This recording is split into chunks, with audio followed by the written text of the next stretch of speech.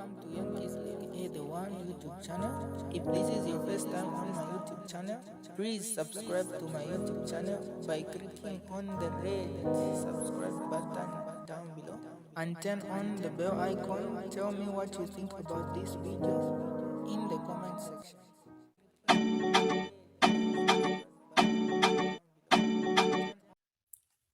Alola Kinayo.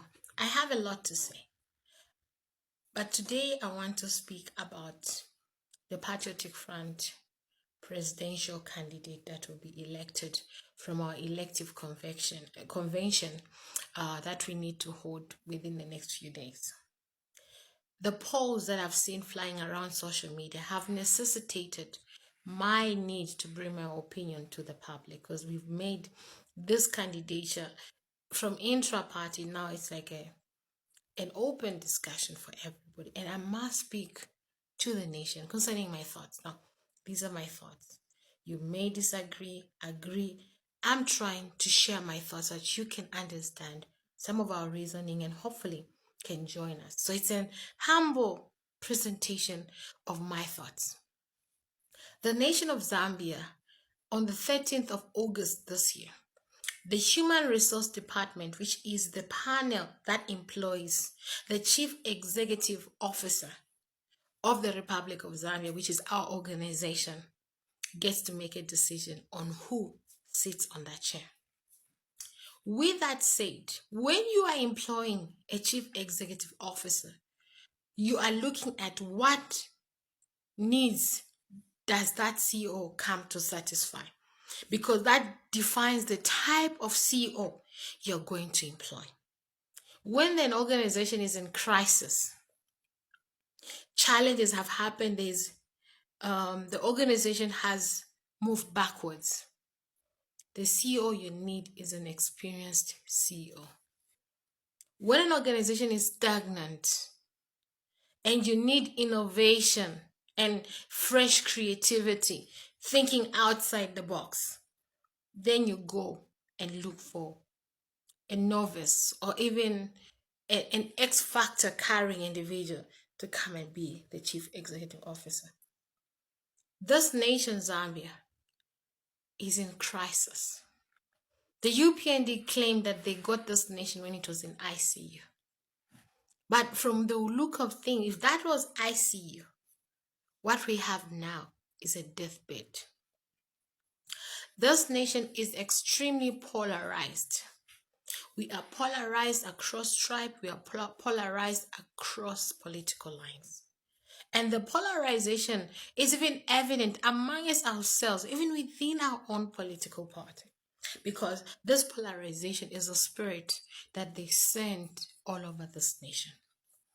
Now, the type of CEO this nation needs is one with experience, personal experience on how to solve such extreme problems.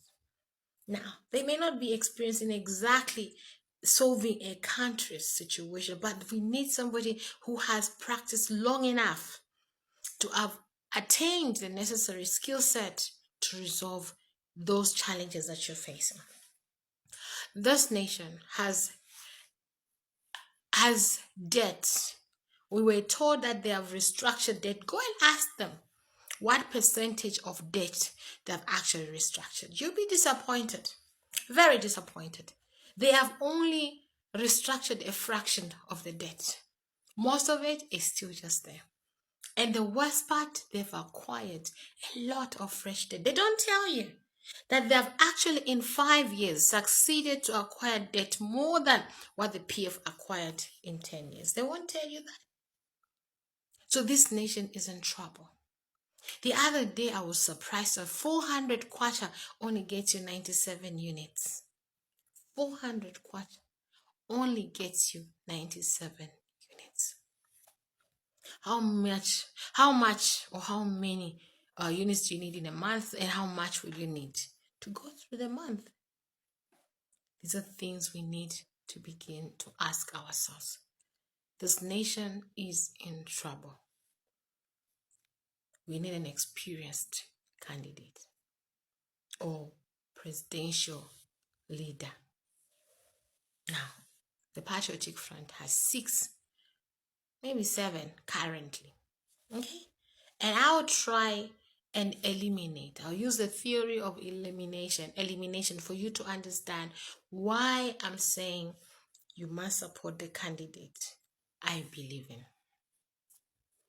Number 1, amongst the presidential hopefuls, we have Rakatotobe, okay, and Udolo.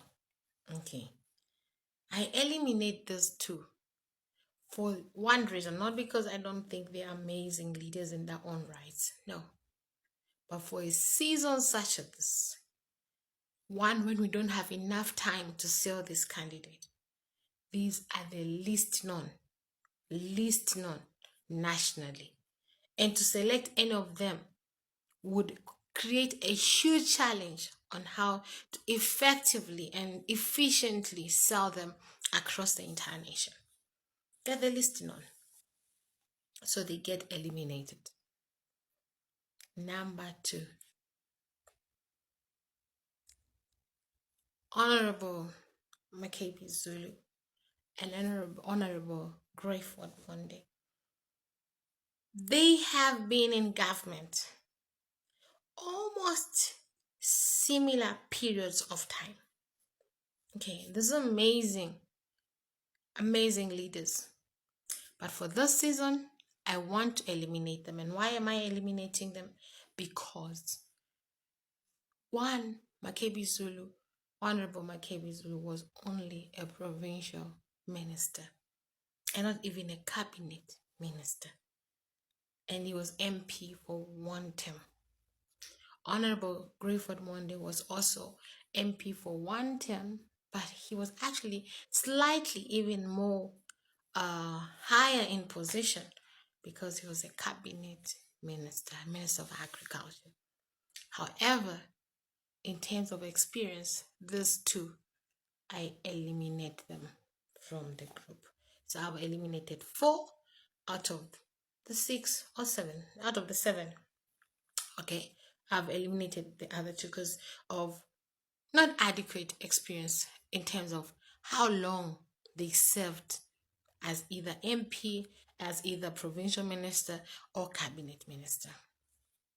The next group I'm going to eliminate is Honorable Miles Sampa, Honorable Shimba Gambwili, okay, and Honorable Daluchilufia. I'm eliminating those 3, not because they're not amazing leaders. In their own rights, amazing leaders. Challenge is that there is a dent on the trust from us, the people, on them. They are yet to fully recover from some of the experiences that have happened based on their decisions or indecision or the participation. They have an error or an issue that Zambian people are still waiting to prove that they have moved away from. Right? So they get eliminated because as much as we cadres have generously forgiven them, personally, I have extended grace to all of them. And I believe they are amazing leaders. However, the Zambians have not forgotten the words which they spoke against the Patriotic Front or their actions where they looked like they were causing up to the UPND. So that eliminates them because they are lacking consistency. These were all cabinet ministers at some point. Though I'm not sure if Mao Sampa was a cabinet minister, but he's been long in the political space as we viewed him as Zambians. But the 3 of them have a commonality of that they still need for them to prove to the Zambians that they have truly changed and are now consistent. This is a reality, it's a fact.